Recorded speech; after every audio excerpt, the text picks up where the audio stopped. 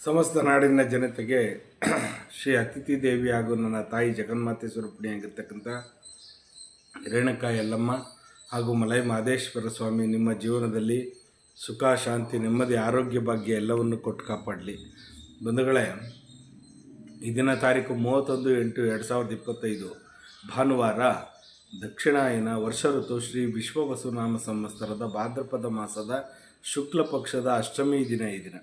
ಈ ದಿನ ಅನುರಾಧ ನಕ್ಷತ್ರ, ವಿಶೇಷವಾಗಿರ್ತಕ್ಕಂಥ ಅನುರಾಧ ನಕ್ಷತ್ರ. ಈ ದಿನ ನೀವೇನು ಮಾಡಿ ಅಂದರೆ, ಭಾನುವಾರ ಆಗಿರೋದ್ರಿಂದ ನನ್ನ ತಾಯಿ ಜಗನ್ಮಾತೆ ಸ್ವರೂಪಿಣಿಯಾಗಿರ್ತಕ್ಕಂಥ ಯಾವುದೇ ಕ್ಷೇತ್ರವಾಗಿರಲಿ, ಚಾಮುಂಡಿ ಆಗಿರಲಿ, ದುರ್ಗೆ ಆಗಿರಲಿ, ಯಲ್ಲಮ್ಮ ಆಗಿರಲಿ, ಮಹಾಲಕ್ಷ್ಮಿ ಆಗಿರಲಿ, ಪಟಾಳಮ್ಮ ಆಗಿರಲಿ, ಯಾವುದೇ ಒಂದು ಮಾರಮ್ಮ ಆಗಿರಲಿ, ತಾಯಿ ಜಗನ್ಮಾತೆಯ ಒಂದು ಶಕ್ತಿ ದೇವಾಲಯಕ್ಕೆ ಹೋಗಿ ಅಲ್ಲಿ ದೂರ್ವೆಯನ್ನು ಕೊಡ್ತಕ್ಕಂಥದ್ದು, ಅಂದರೆ ಅವಿಸ್ಸನ್ನು ಕೊಡ್ತಕ್ಕಂಥದ್ದು, ಧೂಪವನ್ನು ಹಾಕ್ತಕ್ಕಂಥದ್ದು, ದೀಪ ಬೆಳಗಿಸುವಂಥ ಕಾರ್ಯಕ್ರಮವನ್ನು ಈ ದಿನ ಮಾಡಿದ್ರೆ, ಇವತ್ತು ಅಷ್ಟಮಿ ಇರೋದರಿಂದ ಖಂಡಿತವಾಗೂ ನಿಮ್ಮೆಲ್ಲರಿಗೂ ಬಾಳಲ್ಲಿ ಸುಖ, ಶಾಂತಿ, ನೆಮ್ಮದಿ, ಆರೋಗ್ಯ, ಭಾಗ್ಯ ಎಲ್ಲವನ್ನು ಕೊಟ್ಟು ಕಾಪಾಡ್ತಾಳೆ.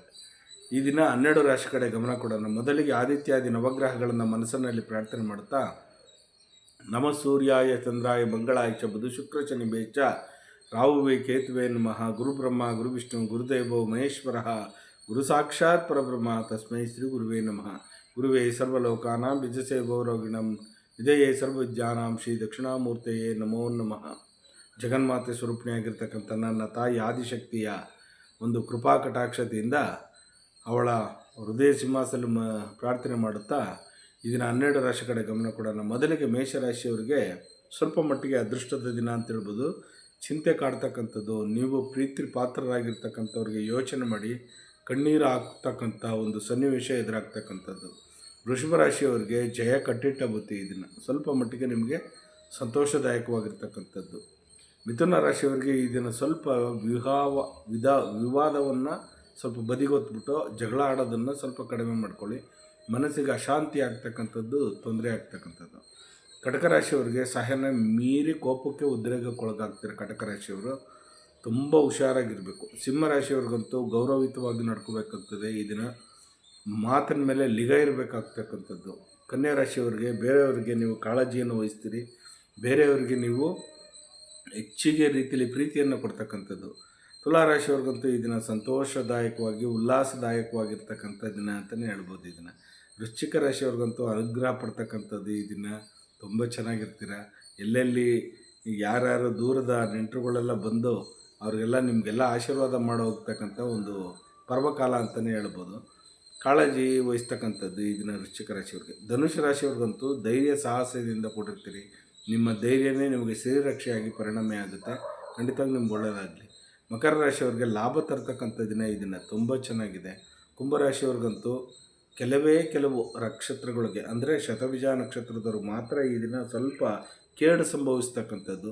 ಇನ್ನು ಮಿಕ್ಕಿದ್ದು ಧನಿಷ್ಠ ನಕ್ಷತ್ರಕ್ಕೆ, ಪೂರ್ವಭದ್ರ ನಕ್ಷತ್ರಕ್ಕೆ ಆ ಥರದ್ದೇನು ತೊಂದರೆ ಏನಾಗಲ್ಲ. ಮೀನರಾಶಿಯವ್ರಿಗಂತೂ ಯಶಸ್ಸು ಇರ್ತಕ್ಕಂಥದ್ದು. ಈ ದಿನ ಸ್ವಲ್ಪ ಯಾವುದೇ ಒಂದು ಸೈನ್ ಮಾಡಬೇಕಾದ್ರೆ, ಯಾವುದೇ ಒಂದು ಆಸ್ತಿ ವಿಚಾರದಲ್ಲಿ ಮಾತುಕತೆ ಮಾಡಬೇಕಾದ್ರೆ ಸ್ವಲ್ಪ ಹುಷಾರಾಗಿರಬೇಕು. ಹೀಗೆ 12 ರಾಶಿಗಳಿಗೆ ಫಲಾಫಲಗಳುಂಟು. ನನ್ನ ತಾಯಿ ಜಗನ್ಮಾತೆ ಸ್ವರೂಪಿಣಿಯಾಗಿರ್ತಕ್ಕಂಥ ರೇಣುಕಾ ಯಲ್ಲಮ್ಮ ಹಾಗೂ ಮಲೈ ಮಹದೇಶ್ವರ ಸ್ವಾಮಿ ನಿಮ್ಮ ಜೀವನದಲ್ಲಿ ಸುಖ, ಶಾಂತಿ, ನೆಮ್ಮದಿ, ಆರೋಗ್ಯ, ಭಾಗ್ಯ ಎಲ್ಲವನ್ನು ಕೊಟ್ಟು ಕಾಪಾಡಲಿ. ಬಂಧುಗಳೇ, ಆದಿಶಕ್ತಿಯ ಸ್ವರೂಪಿಣಿಯಾಗಿರ್ತಕ್ಕಂಥ ನನ್ನ ತಾಯಿ ಜಗನ್ಮಾತೆ ರೇಣುಕಾ ಯಲ್ಲಮ್ಮ ಸೃಷ್ಟಿಸ್ಥಿತಿ ವಿನಾಶಿನಿ ಶಕ್ತಿಭೂತೆ ಸನಾತನಿ ಗುಣಾಶ್ರಯೇ ಗುಣಮಯೇ ಶ್ರೀ ರೇಣುಕಾ ನಮೋಸ್ತುತೆ. ತ್ರಂಬಕಂ ಯಜಾಮೇ ಸುಗಂಧಿಂ ಪುಷ್ಟಿವರ್ಧನಂ ಉರ್ವಾರಕಮೇ ಬಂದರಾತ್ ಮೃತ್ಯುರ್ಮೋಕ್ಷೀಯ ಮಾಮೃತಾತ್. ಆ ಮಲೈ ಮಹದೇಶ್ವರನ ಒಮ್ಮೆ ದರ್ಶನ ಮಾಡಿ ನಿಮ್ಮ ಭಾಗ್ಯದ ಬಾಗಿಲು ತೆರೆಯುತ್ತೆ. ಹಾಗೆ ನನ್ನ ತಾಯಿ ಸೌದತ್ತಿಯಲ್ಲಿರ್ತಕ್ಕಂಥ ಸಿದ್ಧಾಚಲ ಪರ್ವತದಲ್ಲಿ ಒಮ್ಮೆ ಭೇಟಿ ಕೊಡಿ. ನಿಮಗೆ ಎಲ್ಲಿಲ್ಲದ ಸುಖ, ಶಾಂತಿ, ನೆಮ್ಮದಿ, ಆರೋಗ್ಯ, ಭಾಗ್ಯ ಎಲ್ಲವನ್ನು ಕೊಟ್ಟು ಕಾಪಾಡ್ತಾಳೆ. ಸಂತಾನ ಇಲ್ಲದೇ ಇರೋರಿಗೆ ಸಂತಾನ ಭಾಗ್ಯ ಕೊಡ್ತಾಳೆ. ಚರ್ಮ ರೋಗ ಕಾಯಿಲೆಯಿಂದ ಬರಳುತ್ತಾ ಇರೋರಿಗೆ ಚರ್ಮ ನಿವಾರಣೆ ಮಾಡ್ತಕ್ಕಂಥವಳು. ಸಿದ್ಧಾಚಲ ಪರ್ವತದಲ್ಲಿ ಅಯೋನಿಧಿಯಾಗಿ ಜಗನ್ಮಾತೆ ಸ್ಥಾಪಿತವಾಗಿರ್ತಕ್ಕಂಥ ನಮ್ಮ ಕರುನಾಡಿನಲ್ಲಿ ಸೌದತ್ತಿಯ ಕ್ಷೇತ್ರ ಒಮ್ಮೆ ಭೇಟಿ ಕೊಡಿ. ಹಾಗೆ ಉತ್ತರ ನಾಡಿಂದ ದಕ್ಷಿಣ ನಾಡಿಗೆ ಬಂದಿರತಕ್ಕಂಥ ನನ್ನ ತಂದೆ ಮಲೈ ಮಹದೇಶ್ವರನನ್ನು ಪ್ರಾರ್ಥನೆ ಮಾಡ್ಕೊಳ್ಳಿ. ಒಮ್ಮೆ ದರ್ಶನ ಮಾಡ್ಕೊಂಡು ಬನ್ನಿ. ಖಂಡಿತವಾಗಿ ನಿಮಗೆಲ್ಲರಿಗೂ ಒಳ್ಳೆಯದಾಗಲಿ, ಶುಭವಾಗಲಿ. ಲೋಕೋ ಸಮಸ್ತ ಸುಖಿನೋ ಭವಂತು, ಸನ್ಮಂಗಳಾನಿ ಭವಂತು. ಸರ್ವೇ ಜನ ಸುಖಿನೋ ಭವಂತು, ಸನ್ಮಂಗಳಾನಿ ಭವಂತು.